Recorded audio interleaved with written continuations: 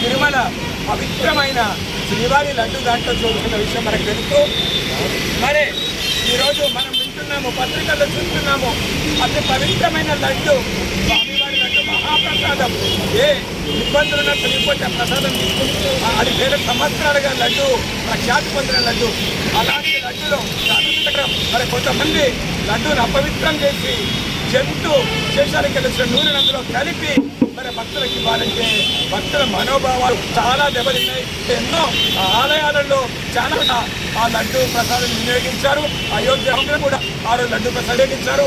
అందరూ భక్తులు కల్పిస్తూ ఉన్నారు. హిందూ బంధువులు కూడా కంఠంతో ఈ సంఘటన ఖండిస్తూ ఉన్నారు.